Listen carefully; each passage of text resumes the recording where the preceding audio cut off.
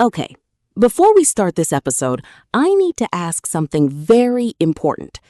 Have you ever said a sentence in English and technically the grammar was correct, but people suddenly looked at you with sympathy? Oh, yes. That painful moment when you accidentally sound depressed in English? Exactly. Because today's topic is honestly one of the sneakiest grammar topics ever. Tiny words, huge emotional difference. We're talking about few, a few, little, a little.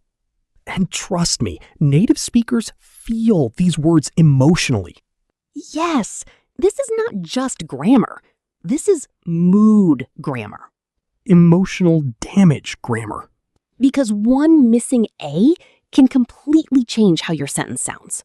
You can go from, I'm doing okay, to, my life is collapsing, in literally 1 second. And the scary part is, most English learners never realize that. They memorize rules, but they don't understand the feeling behind the words. So today, we're fixing that completely. We'll use real conversations, funny examples, casual speaking, emotional meanings, natural pronunciation, and tons of listening practice. So wherever you are right now, walking, cleaning, studying, pretending to work, Very common. get comfortable and let's jump in. You know what makes this topic difficult? It's not actually the grammar. The grammar part is surprisingly easy. Yeah. The real problem is understanding the speaker's attitude, because these words secretly communicate emotion. Exactly. For example, listen carefully to these two sentences. I have few friends. I have a few friends. Grammatically similar, emotionally completely different. The first one sounds lonely. The second one sounds healthy and normal. Right. So before we even talk about grammar rules, you need to understand one big idea. Few and little usually feel negative. A few and a little usually feel positive. That tiny little A changes the emotional energy of the sentence. And once you understand that, everything becomes easier. All right, let's start with few and a few.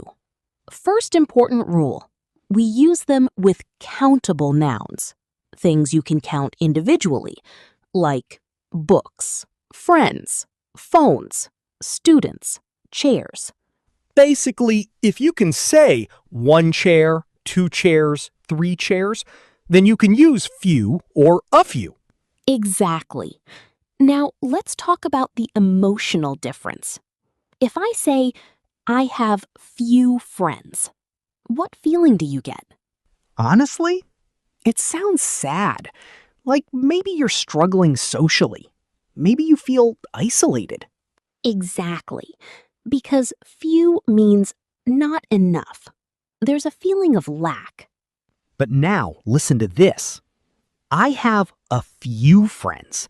Suddenly the mood changes completely. Right. Now it sounds comfortable. Maybe you don't have 50 friends, but you have enough. Honestly, having a few real friends is better than having hundreds of fake ones. Facts. This reminds me of something hilarious. Last year, my cousin had a birthday party, and afterward, somebody asked him, "So, did many people come?" Dangerous question already. And he answered, "Few people came." Alex, the room became so awkward. No! Because that sounds emotionally devastating. Exactly! It sounded like nobody cared about him. But later he explained that around 10 people actually came. Which is normal. Yes! So I told him, you should say, a few people came. That sounds small, but positive. Tiny grammar mistake, massive emotional disaster. Imagine we're sitting in a coffee shop right now. I ask you, do you have money? And you answer, I have little money. Immediately, I sound financially broken. Exactly. Like maybe you're checking your bank account while sweating. But if I say, I have a little money, now I sound okay. Not rich, but stable enough to buy coffee.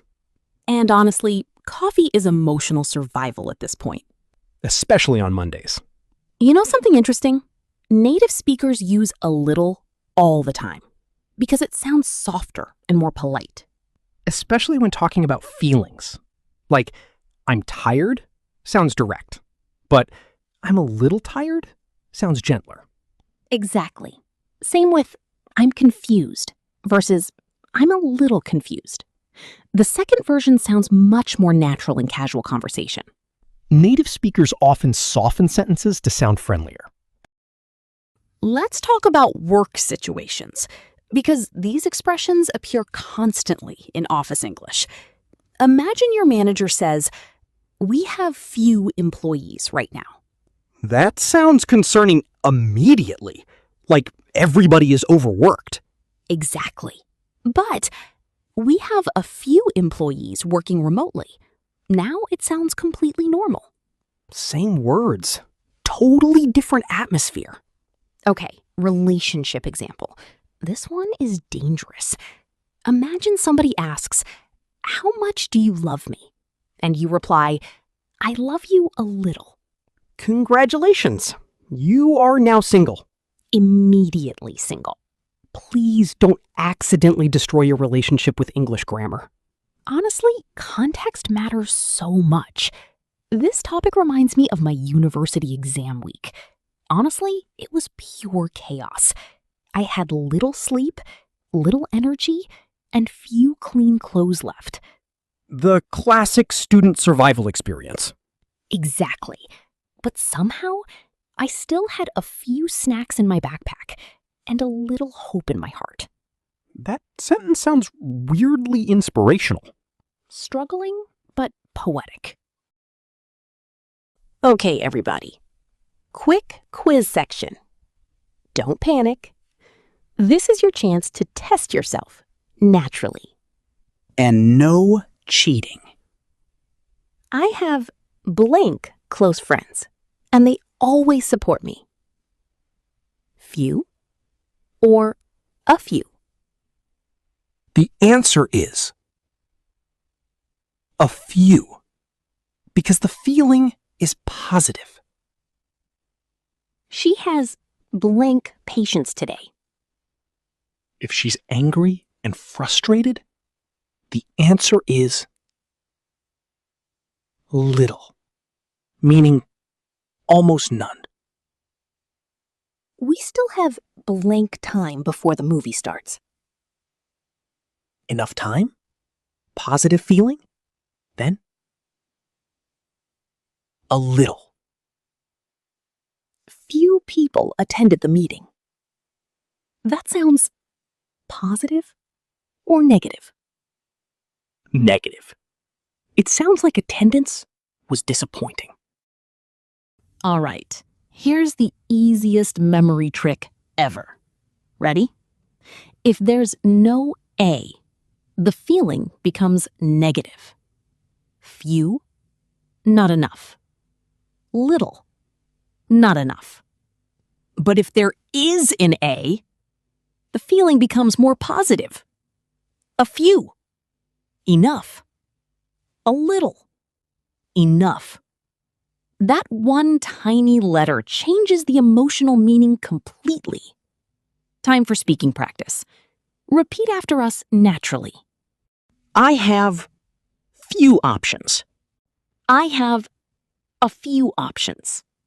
I have little patience. She has a little patience. We have few chairs. We have a few chairs. I have little energy today. I have a little energy today. Honestly, this topic is a perfect example of why English is not only about grammar rules, It's also about emotional meaning. Native speakers don't just hear the quantity. They feel the attitude behind the sentence. Exactly. And now you can understand that difference too. So next time you hear few, a few, little, a little, listen carefully to the feeling behind the words. And try using them in your own daily conversations, because the fastest way to sound natural is learning these tiny emotional details. Also, write your own examples in the comments. We'd love to read them. And if this episode helped you finally understand this topic, don't forget to subscribe for more real English podcast conversations. We'll see you in the next episode. Take care, everybody. Keep practicing and keep speaking confidently. Bye, everyone. Bye.